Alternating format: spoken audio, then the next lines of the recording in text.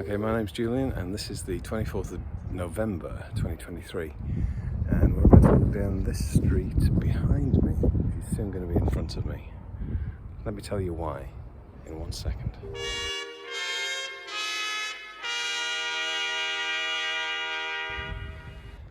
So, it's 3:25 in Newcastle on a pretty cold day and we're going to walk down this street in the West End area of Newcastle. And it's, here's its name, so look, Warrington Road. So, can you guess why we're here? I'm going to walk down it because this is an area which is, these are fairly typical Tyneside style of houses. And this is an area where I'm looking for an actor who was named after this road. Let's see if I can get a little assistance from him. And this is why we're heading down here. And then we're going to walk past a venue, a charity venue for a new arts centre in Newcastle, and then end up at our final destination. So this, on one of these houses, I believe was the place where the actor I'm talking about, when he came to the UK, started his life in the UK. Since moved down south, been on many famous television series, and decided when he was choosing his acting name to use the name of this street. So I'm talking, of course, about Don Warrington. I don't know which of these houses he might have spent his formative years in, but I'm hoping it'll be one of these, and we'll start our journey here, because that's kind of the point. Now, I believe his birth name was Don Williams, but for whatever reason, was there a singer called Don Williams? I'm not sure. He took the name of the street he stayed in Newcastle, Warrington. Actors often have to change their names, don't they? Now, we are quite close to Central Station. I've just walked here, and at the end of the street is this centre, the Cruddas Park Shopping Centre. Now, I've just walked into that. I've never done that before, and I can tell you it was a miserable experience. Almost everything is closed. There are metal barriers down. I don't know when it was a thriving shopping centre. It's certainly not now. It seems to have a Morrison's on the outside, and the rest is sort of community centre, which seems to be barely used. There seems to be a library in there, but there were no signs of any recent shops having been there.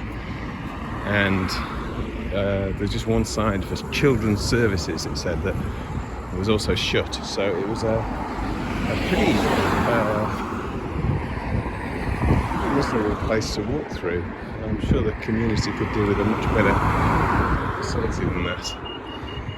So we're going to walk south towards the river. That was Warrington Road, and I think we're going to have to turn right down here, possibly. No, we're not. We're going to go all the way up here, and we're going to tell you the reason. I'm going to tell you the reason why we're on this journey. So I'm trying to perhaps get Don's help for a couple of minutes to help me with a project. It's a charitable project, which is a play I'm going to put on in Newcastle with 4 or 5 friends. Original play, totally for charity. When I say for charity, it means 100% of the ticket money is going to registered charities, so no one's making a penny out of it. That's if we get an audience, and I'm covering the costs, which are minimal, but I think we can put on a decent show and tell a fun Christmas story. Did it once before, a few years ago, did a show called Dark Christmas, which went well. We repeated it and expanded it, added in a bit of pyrotechnic, and we put that on the British Legion for the centenary of the World War I centenary, and for the year after as well, with some minor changes to the script. So our ghost was coming back 100 years after he died in the war. These are Christmas ghost stories after all, aren't they? This is the kind of thing I'm aiming for, with a bit of a sci-fi twist and a human heart to them. Now, the charity that we're going to be supporting is a brand new one for a new community arts centre in Newcastle, which is much needed and universally accessible to everybody. And that is going to be hopefully opening in 2024. I am on the board of trustees for that. Fortunately, all the other trustees are much more skilled than I am, and frankly, at this stage, more useful to the whole operation. But there I am, doing what little bit I can, see if we can get past this dog. And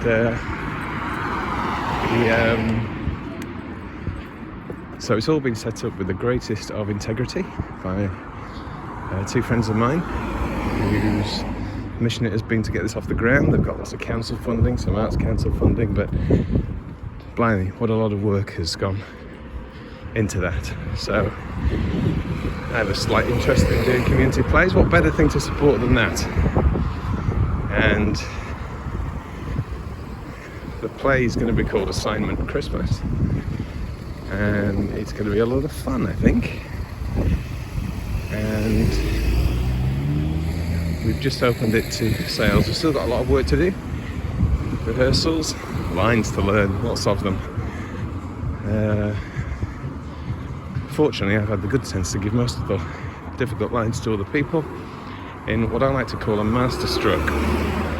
But let's get back to the point. There's probably an interest in writing that stems from somewhere, stems from what you're exposed to. And I admit that in my case, that is probably television of the 1980s, which means that certain sci-fi stories like Doctor Who, which is currently, as of yesterday, enjoying its 60th anniversary, has a big weekend coming with David Tennant returning to rescue the programme with 3 television specials. And the week after they finish, our play will be on, which will revive Sapphire and Steel, ITV's antidote to Doctor Who when it was at the height of its popularity. They had to do something, and they created the brilliant Sapphire and Steel. It ran in 1979, 1981, 1982. 3 seasons brilliantly with David McCallum and Joanna Lumley, and should have been revived long ago on television, but only managed to get revived on audio versions. David McCallum and Joanna Lumley choosing no longer to do it, unfortunately. And they were replaced by David Warner, who sadly died a couple of years ago, and Susanna Harker in adventures which are worth listening to if you can find them. But the characters that PJ Hammond created were just iconic, and the mechanism for storytelling is really brilliant. So we're going to be putting that on a stage, only for charity, donations to registered charities, not for profit. So that's going to be happening very shortly. And when I was growing up,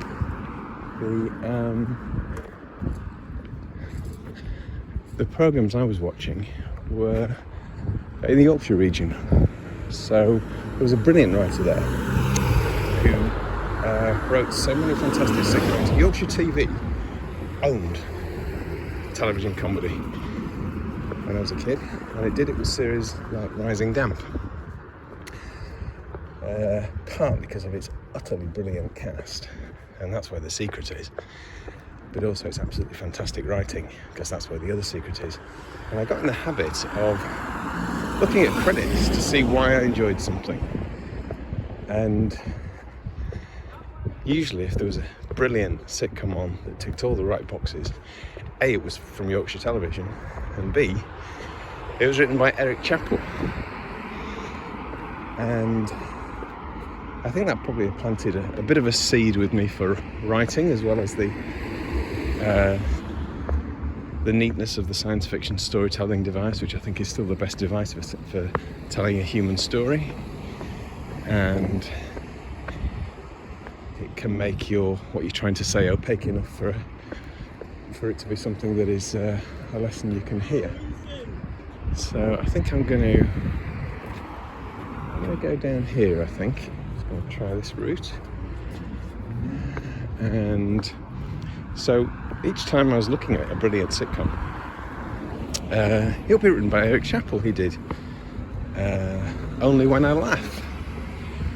Brilliant. James Boland, Peter Bowles, who I won't say I met him, but I was an extra 3 or 4 years ago on Victoria, and I could breathe the same rarefied air for an afternoon while I watched him work. He was in his 80s, sadly died a year or two ago, and since then I read his autobiography. It's the only autobiography I've ever read, and thoroughly enjoyed it. So he was the star, not just of Only When I Laugh with James Boland, but his star was already running very high with To the Manor Born, that sort of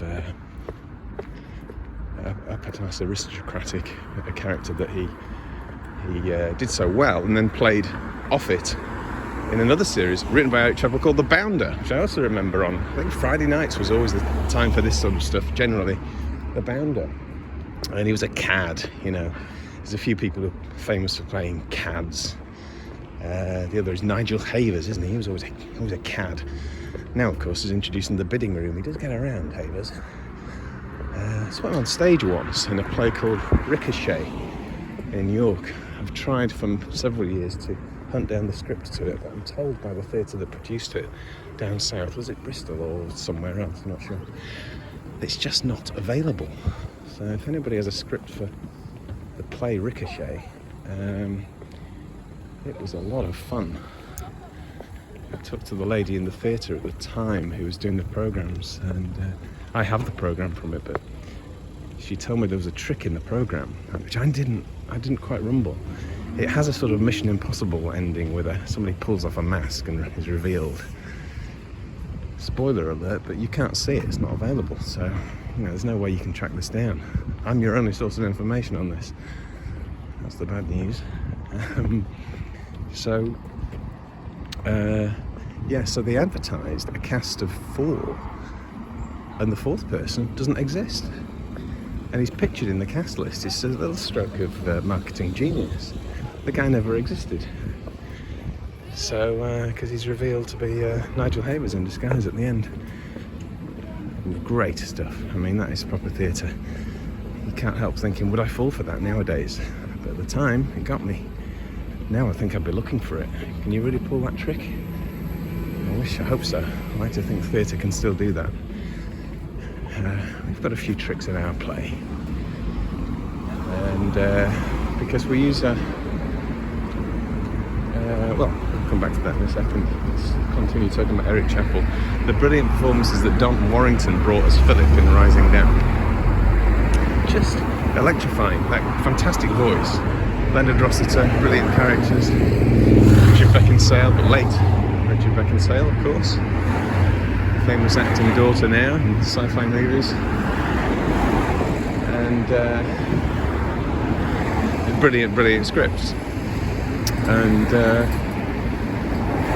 he went on, I read recently, Don Warrington, to voice a part of Doctor Who. Now, I remember him being in Doctor Who because he was the President of Great Britain, I think he was, in Rise of the Cybermen. So he's had his stint in that. But he also played Head of the Time Lords in the audio adventures, Rassilon. So you know, he's been involved in the genre. What he hasn't been involved with is our subject matter, which is going to be the return of Sapphire and Steel. Story I've written. I'm going to put it on a charity fan fiction format. It's not a Mickey take. It's a serious play.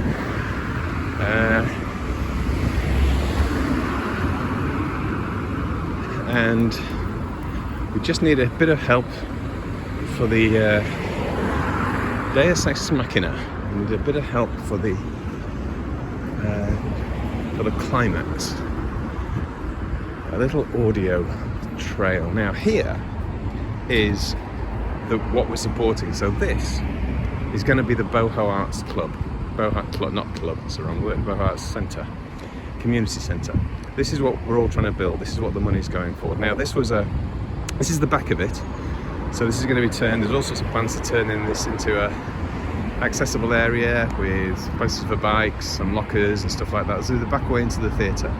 And this wholesale children's wear shop has been unused for years, right in the centre of Newcastle. We're going to go back to the front of it on Scotswood Road, but this is the back. You can see how run down, just unused, and this is hopefully going to become Newcastle's first fully accessible community arts centre for the whole city and region, with anybody able to come in and do workshops, little independent people like me maybe being able to go and put on their plays, any workshops or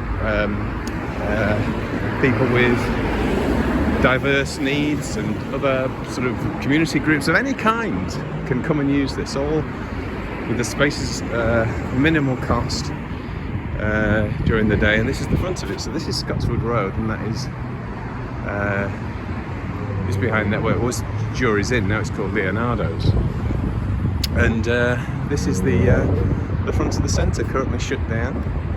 And let's see if we can angle the camera up.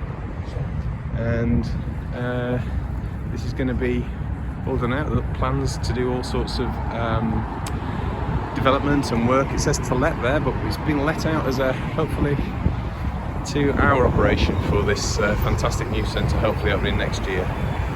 We would be putting up the play on there if we were open, but a bit of work to do before then. Got to make it ultra safe. There's all sorts of building standards, and well, you can imagine or you wouldn't believe, whichever. Now we're right next to the adult shop, so hello ladies, and an area of town that, despite its proximity to the centre of life and these hotels, you know, a little bit run down here, but just yards away we've got Times Square, so it really could not be more central. So it will be fabulous to get this open and working and operating, a cafe during the day, the theatre in the night, or whatever is needed, with total flexibility, and run by two of the most right-hearted people you're going to meet, with no cynicism and no just wanting to do the right thing for this operation. And the work it's taken to get off the ground, well, I can't imagine really. So our support is going to be for that, with our little play, Sapphire and Steel Assignment Christmas, and 100% of our ticket monies will go to registered charities. So it can't be more transparent than that. Not profits, because there are no profits. I'll be covering any costs, and the cast are working for free. So I've just got to make sure the experience is right for everybody. It's a nice one for everybody. So that's why I'm making this video. We're going to do one thing before we finish this. We've gone from Don Warrington's home street, unless there's another Warrington road, I'm pretty sure it's that one. And we've just walked a slow, gentle walk into the centre of town. So it's amazing how close things are in Newcastle, and then you're right in the centre. And now, before I get the metro home,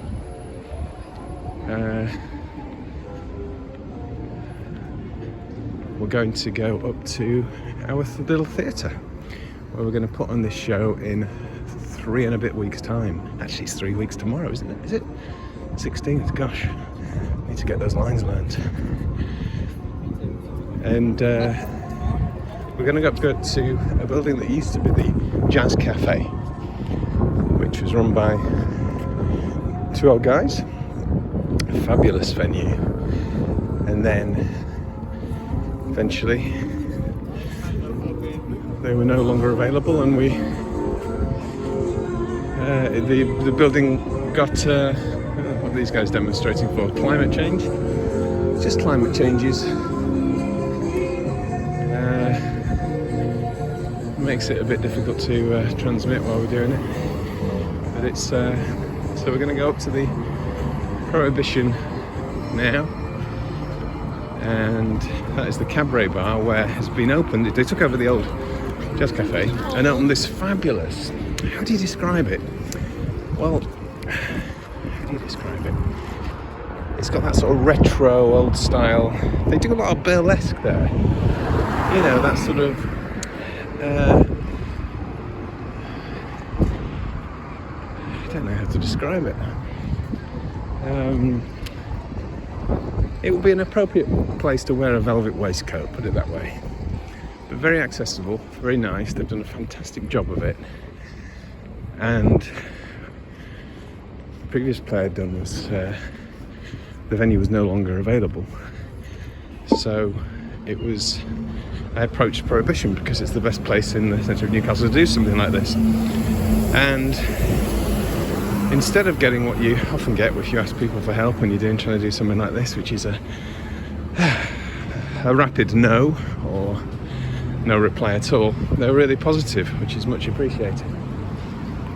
So I booked it in for 2 nights. It's a 90-minute play. Premiere. Who knows, this could end up with getting Sapphire and Steel back on television where it belongs. It was the Doctor Who fans managed to get Doctor Who back on television, but so far the Sapphire and Steel fans haven't managed that, because people aren't really aware of what a great series it was and what a fabulous storytelling device it is. So we're just going to go up to that location there so you can see where it is and see, even from outside, it doesn't open until 6 o'clock, and now it's only nearly 10 to 4, which in Newcastle today is sunset, according to Alexa. So all it is a short walk up from Central Station, which is down that road. Oh, actually, I'm getting disorientated. It's Prohibition is down this road as well. Pink Lane, which is actually rather a nice spot. They've got a couple of nice pubs there,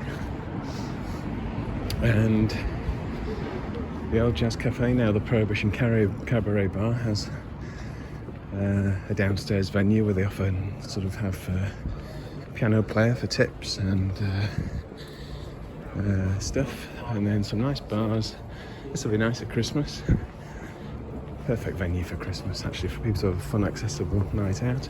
And here it is, his Prohibition bar, where we'll be doing our tale upstairs in a fabulous Prohibition bar, Cabaret bar. So those are let's sit down. These are the sort of things it has on. Blues dancing, vintage cabaret. Vintage, that's the vibe it gives off. November listings will be on the December listings, so those are on the website and they'll be out soon. And that is where we're going to perform our play. Lots of work to do. And so I'm going to go for a trip down to Central Station. I'm going to get back now, I think. And this is the rather nice bar on the left, the Four, and the town wall on the other side. These are all nice places to meet pre-show.